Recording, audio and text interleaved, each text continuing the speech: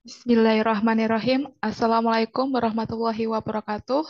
Kepada yang terhormat Bapak Muhammad Rohmar Rosikin selaku dosen pengampu agama Islam di kelas B1G dan kepada teman-teman sekalian. Nah, di sini saya akan mempresentasikan tentang syariah Islam 1. Adapun yang pertama mengenai definisi kedudukan syariat dalam Islam, kemudian perincian syariat Islam, sumber-sumber syariat Islam. Kemudian yang kelima, mazhab-mazhab fikih dalam syariat Islam. Dan yang keenam adalah penjelasan bahwa ragam mazhab itu tidak bermakna penyimpangan. Oke, next. Nah, apa sih definisi dari syariah Islam sendiri? Eh, Syariah Islam itu berasal dari kata asyariah atau asyirah atau al-masyroah yang berasal dari bahasa Arab. Nah, secara bahasa itu maknanya adalah tempat air yang didatangi. Nah, ini bisa ditemukan dalam kitab bahasa, diantaranya adalah kitab Lisanul Arab. Dan ada juga dalam kitab Asy-Syikhah Milughoh. Nah, kata asyara'ah asal dari kata syariah yang bermakna meminum langsung dengan mulutnya atau minum air secara langsung dengan mulut dari tempat air yang tidak pernah habis airnya, di mana tempat air itu sudah lama. Nah, agama sendiri disebut syariah itu seakan-akan tempat sebagai penguat dahaga rohani. Jadi tempat minumnya orang yang kehausan rohani. Jadi seakan-akan orang yang beragama itu haus akan pencerahan untuk menjalani hidup ini. Kemudian agama itu menyediakan air atau petunjuk baginya sehingga dapat menguatkan dahaga mereka. Nah, adapun secara istilah yang diungkapkan oleh Mahmud Shaltut dalam kitab beliau, beliau mengatakan syariah adalah peraturan-peraturan yang dibuat oleh Allah atau dibuat daftar-daftarnya agar manusia itu bisa mengatur hubungannya dengan Tuhannya, dengan saudaranya sesama muslim, sesama manusia, dan dengan alam kehidupan. Nah, kemudian, adapun dari definisi dari Pangeran Anisyukofoha, yaitu yang mengutip dalam kitabnya Asyuhah adalah sesuatu yang disyariatkan kepada hambanya, yakni kepada agama. Nah, ini semakna dengan kitab yang lain-lain. Kemudian, dalam Al-Quran sendiri, istilah syariat itu setara dengan istilah amal soleh. Sebagaimana akidah itu setara dengan makna istilah iman. Jadi kalau di Al-Quran itu ada perintah yang beriman dan beramal soleh, maknanya adalah perintah untuk memegang hati Islam dan perintah untuk menjalankan syariat Islam. Hal itu juga diterangkan dalam surat Al-Kahfi. Nah, kemudian next selanjutnya, apa sih bedanya syariah dengan din atau nilah?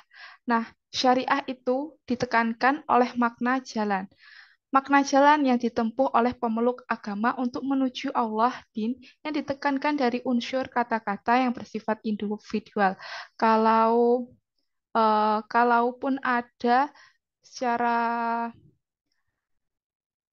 secara individu, kalau dari sisi nilai itu mirip dengan syariat terjadi kumpulan-kumpulan peraturan dan ajaran. Cuma ada kayak tekanan makna istimror yang berkontinuitas atau berkelanjutan sehingga dari pemeluk agama itu bisa untuk menjalankannya. Nah, kalau kata ilah Ibrahim itu yang berarti maknanya orang itu ilahnya kepada Nabi Ibrahim. Kemudian, jadi nilah itu adalah kontinu dalam ajaran-ajaran agama yang dijalankan oleh Nabi Ibrahim. Istilahnya adalah istiqomah. Nah, selain itu juga bukan hanya berisi agama yang bukan hanya mengajarkan, meyakinkan sesuatu, tetapi juga mengajarkan serta mengatur dengan mengarahkan manusia itu sebagaimana caranya hidup di dunia ini. Adapun kepercayaan itu juga sebagai akidah. Nah, sementara aturan untuk mengarahkan manusia untuk sebagaimana caranya hidup di dunia itu disebut syariah. Nah, apa sih makna syariah bagian yang terpenting dalam Islam itu?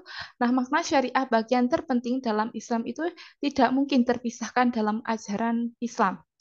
Nah, bisa diibaratkan sebagai akidah itu sebagai pondasinya. Jadi kita kalau membangun rumah itu akidah itu sebagai yang paling bawahnya, pondasi yang paling bawah dari rumah itu. Nah, sementara syariah itu adalah bangunannya. Nah, kemudian setelah membangun pondasinya itu, nah kemudian mendirikan rumahnya. Nah, rumahnya itu sebagai syariah. Yaitu Nah, yang berarti adalah dibangun di atas pondasi syariah itu. Nah, tidak ada eksistensi akidah tanpa eksistensi syariat. Jadi, tidak mungkin ada syariah tanpa akidah ataupun adanya akidah tanpa syariah. Nah, karena tidak mungkin akidah dianggap ini ada ketika syariah tidak dibuat muncul. Dan tidak mungkin syariah menjadi gemilang tanpa bernaung di bawah akidah. Akidah lebih dari itu adalah motivasi yang terkuat dalam pelaksanaan syariah. Akidah dan syariat dalam Islam itu tidak dapat dipisahkan. Kenapa kok tidak bisa dipisahkan? Karena dalam pelaksanaan syariah, akidah dan syariah dalam Islam itu eh, apa mengambil syariahnya itu saja, tetapi tidak mau mengambil akidah dalam Islam, maka dia bukan Muslim di sisi Allah. Hal ini ditegaskan oleh Mahmud Shaltut dan sekitarnya. Allah Subhanahu wa taala juga menciptakan manusia itu berbeda-beda agar apa? Agar bisa untuk saling menghormati dan menghargainya. Nah, derajat ketika di hadapan Allah itu tergantung kekuatan iman dan kekuatan konsistensi menjalankan syariat itu. Nah, hal ini dapat diterangkan dalam surat An-Nisa ayat 123 dan ayat 124. Kemudian masuk kepada perincian. Nah, dari sekian banyak peraturan dan hukum-hukum dari syariat itu semuanya, itu bisa dibagi menjadi dua macam. Yang pertama yaitu peraturan yang mendekatkan diri kepada Allah, sekaligus menjadi bukti kejujuran iman. Nah, peraturan apakah yang bisa mendekatkan diri kepada Allah sekaligus menjadi bukti kejujuran iman? Nah, peraturan ini disebut dengan ibadah. Ibadah seringkali kita lakukan dalam kehidupan sehari-hari, baik itu sholat, puasa, zakat, bahkan kalau kita mampu bisa untuk haji. Nah, ada 4 macam ibadah ini yang menjadi pondasi atau yang disebut dengan rukun Islam. Karena ibadah ini penting dalam pembersihan hati untuk para pemeluknya, untuk penyucian jiwa, dan sekaligus untuk media membangkitkan motivasi yang diawasi oleh Allah terus-menerus yang membuat kuat menjalankan perintah-perintahnya. Nah, ibadah ini mengandung pengakuan keesaan oleh Allah dan risalah terhadap keislaman Nabi Muhammad SAW. Dengan ibadah, orang akan kuat menjalankan syariah. Nah, karena untuk selalu dibangkitkan. Yang kedua adalah peraturan-peraturan yang dimaksudkan untuk menjaga kemaslahatan manusia dan mencegah bahaya kepada mereka, baik yang berhubungan kepada mereka sendiri maupun ke orang lain. Nah, yang di sini adalah muamalat atau yang sering kita sebut kita bisa berbuat baik kepada orang lain. Nah, peraturan-peraturan ini bisa mencakup peraturan keluarga, hukum milah, hukum talak, dan lain-lain. Pokok kaitannya itu dengan keluarga. Kemudian juga di dalam muamalat ini dijelaskan tentang waris, ukubat, tentang negara dan interaksinya. Semuanya itu adalah muamalah. Nah, peraturan syariah yang berkategori muamalah adalah klasifikasi yang disampaikan oleh Mahmud Shaltut dalam kitabnya Al-Islam Aqidatun Syariah dalam halaman 73 sampai 74 yang adapun menurut pengarang Anis Sukufoha syariat itu terdiri dari 4 yaitu ibadah, muamalat, ukubat dan kafarat. Nah, penambahannya itu hanya di ukubat dan kafarat. Pernyataan bahwa ibadah-ibadah tersebut merupakan rukun Islam yang dinyatakan dalam hadis. Adapun hadisnya dinyatakan oleh Bukhari dan juga dikatakan oleh adapun hadis itu yang dinyatakan oleh Bukhari yang berbunyi Bunyal Islamu alal khomsi. Nah, itu diperinci lagi dalam lembar-lembar seperti sholat yang dirinci, adapun kayak sholat sunnah, sholat tahajud, sholat duha, dan lain-lainnya. Dan juga zakat dijelaskan tentang kayak syarat wajib zakat, hal-hal yang harus diperhatikan saat zakat, dan lain-lainnya. Dan kemudian hikmah berpuasa. Dan haji juga dijelaskan sebagaimana rukun-rukun haji, cara-cara kita untuk sa'i, dan lain-lainnya. Nah, hukum-hukum pernikahan juga dijelaskan dalam hal ini, ta'aruf atau mahar, musyawarah, talak, dan poligami, dan lain-lainnya. Nah, kemudian tentang harta mengenai Islam itu tidak boleh pakil atau pamer atau juga bertukar harta dan dilarang juga kita untuk melakukan hal riba. Nah, dalam hal ini ukubah juga dijelaskan bagaimana hukuman bagi orang-orang yang melanggar ajaran Islam. Kemudian terkait tentang negara sebagaimana politik dalam Islam, musyawarah keadilan interaksi dengan negara lain baik dalam hukum damai maupun uh, sejahtera. Nah, apa sih yang kedua adalah tentang sumber-sumber syariat Islam. Nah, apa sih sumber kaidah akidah Islam? Nah, sumber akidah adalah Al-Qur'anul Karim. Nah, yang termasuk hadis mutawatir meskipun ada ulama yang tidak memasukkan hadis tersebut sebagai sumber akidah. Adapun syariat itu yang disepakati sumbernya, yang pertama adalah Al-Qur'an, yang kedua adalah Al-Hadis. Nah, Al-Hadis ini dapat memperjelaskan ayat-ayat yang ada di Al-Qur'an yang belum sekiranya jelas. Nah, Al-Quran juga mencakup sunahnya dan muktamalnya. Nah, apa sih maksudnya? Maksudnya adalah dalam Al-Quran itu muktamalnya adalah makna yang mungkin dipahami, makna implisitnya. Dan dan adapun sunahnya itu mencakup perbuatan Nabi, ucapan Nabi, dan tahrir Nabi. Kemudian pada sumber yang ketiga yaitu yang menurut Mahmud Saltut adalah Ar-Rohyu. Nah, maksudnya adalah upaya keras memahami Al-Quran dan Sunnah itu tidak ada penjelasan secara langsung pada masalah yang kemudian akan berpendapat pada ijma atau tidaknya. Nah, kemudian Mahmud Saltut juga tidak memperinci dalam kitabnya itu eh, tidak, tetapi itu digambarkan dengan perintahnya. Kalau ingin mendalami ilmu-ilmu Islam itu maka merujuknya ke dalam ilmu fikih. Kemudian eh, selanjutnya mazhab-mazhab fikih. Nah, mazhab-mazhab secara singkat adalah aliran dalam fikih. Nah, banyak sekali mazhab yang ada di Indonesia, contohnya seperti mazhab Hambali, Syafi'i, Hanafi, dan Maliki. Nah, kalau aliran dalam akidah adalah surkoh, selama tidak keluar dari Islam. Jadi, seseorang yang berbeda pendapat tetapi tidak mengeluarkan seseorang itu dari Islamnya itu disebut dengan syurkoh. Nah, jadi surkoh adalah perbedaan pendapat dalam fikih sehingga alirannya disebut dengan mazhab-mazhab.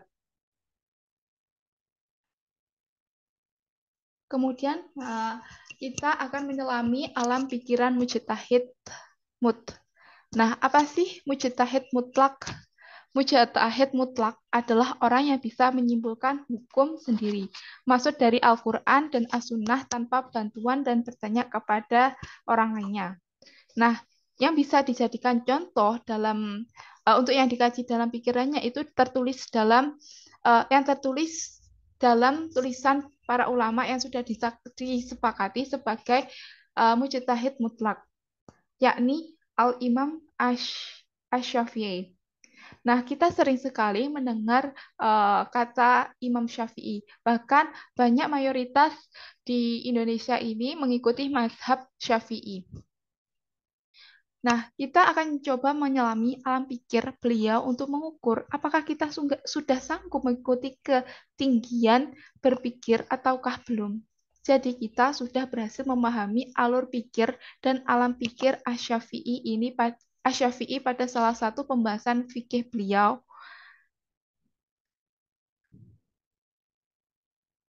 Nah, salah satu pembahasan fikih yang beliau meskipun hanya ada gambaran umum itu kita tidak juga bisa membayangkan atau kira-kira secerdas apa kapasitas intelektual yang dibutuhkan untuk menjadi mujtahid mutlak.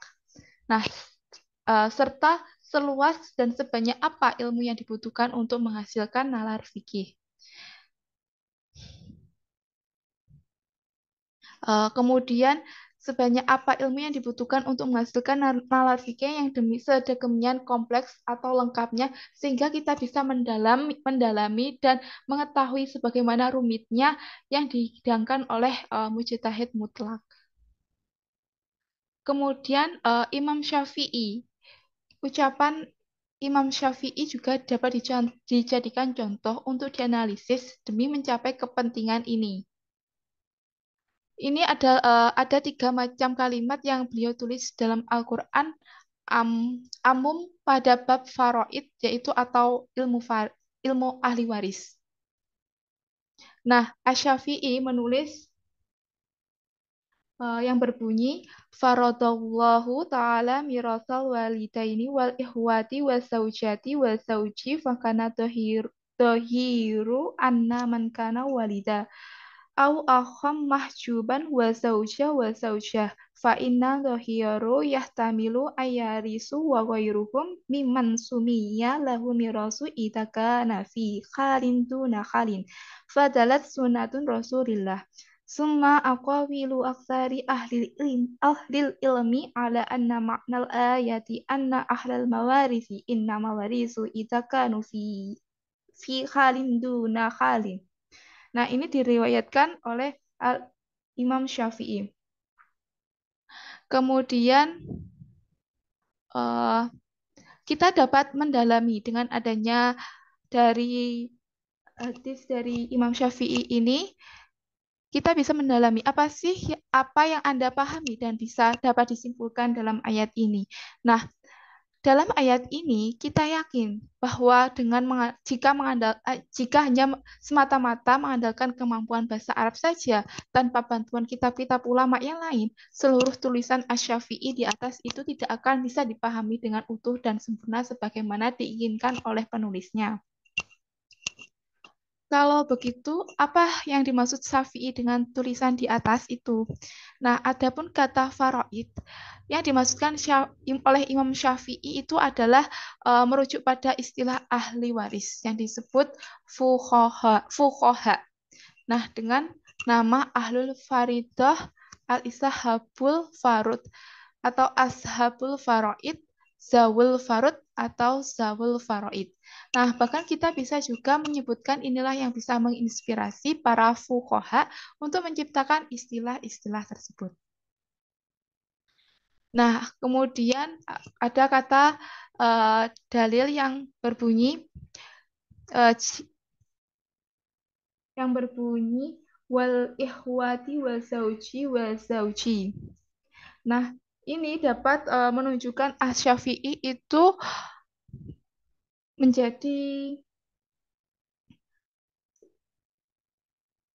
4 golongan, yaitu lafaz walidain yang mencakup orang tua kita yang terdiri dari ayah atau ibu, kakek dan nenek, ataupun yang kemudian lafaz ikhwas yang mencakup saudari kandung, saudari seayah, saudari seibu, dan saudari seibu. Nah, kemudian yang ketiga adalah lafaz zaujah. Yang ini dapat mencakup istri yang jumlahnya 1 maupun lebih dari 1 sampai maksimal 4. Kemudian lafaz mahjubun. Itu dalam syariat Islam bahwa diantaranya ahlul faridah itu ada yang berpotensi gugur. Dengan lafaz ini pula seakan-akan Asy-Syafi'i itu sekaligus ingin menunjukkan bahwa ahli waris itu ada yang kuat dan ada yang lemah. Yang kuat itu tidak pernah gugur sama sekali dan yang lemah itu bisa gugur. Kemudian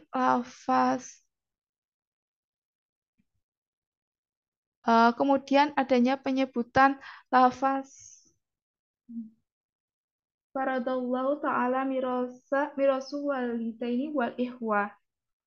Nah, ini menunjukkan bahwa Syafi'i hanya berbicara berbicara tentang kepada murid-muridnya yang telah hafal Al-Quran dan memahami bahasa Arab dengan baik dan sekaligus lancar sehingga bisa diajak berpikir untuk beristidlal dengan ayatnya. Kemudian ada juga kalimat yang berbunyi fa'inna dhahiratu yahtamil an yarisu wa ghairuhum. Nah, ini dapat dipahami oleh orang-orang yang sudah paham ragam konsepsi ma'wani dalam waris, mengerti dalil-dalilnya, juga hafal dalil-dalilnya, dan juga mengerti kondisi-kondisi yang membuat ahli waris gugur atau berkurang jatahnya.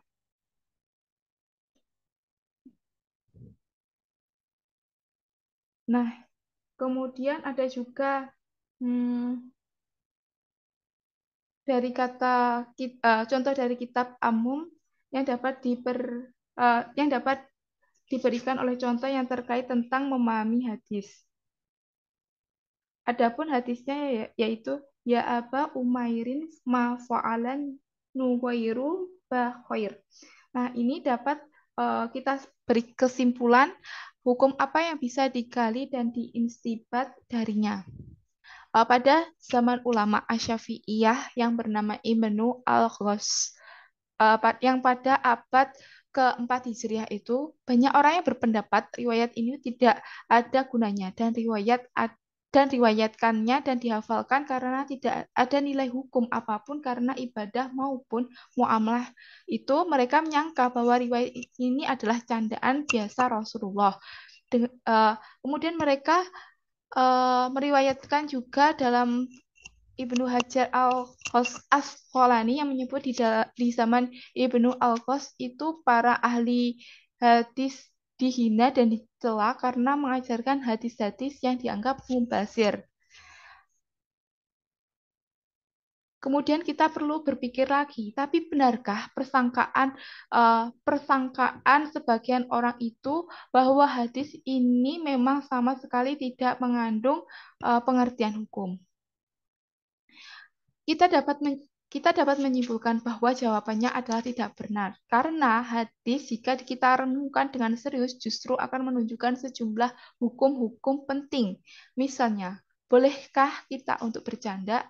Nah, bolehkah kita mengulang-ulang canda dan bahwasanya itu ibahah sunnah bukan ruksoh. Kemudian bolehkah kita mencandai anak yang belum mufasih?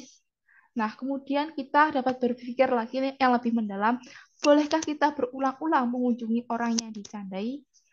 Kemudian berpikir yang mendalam lagi dengan bersikap penuh wibawa pada saat di jalan dan bersikap humanis saat di rumah dengan bercanda.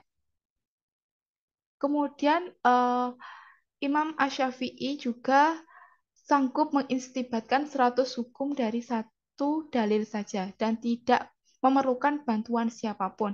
Artinya, kesimpulan hukum yang ditemukan Asy-Syafi'i adalah orisinil dan belum pernah dinyatakan oleh siapapun sebelum beliau.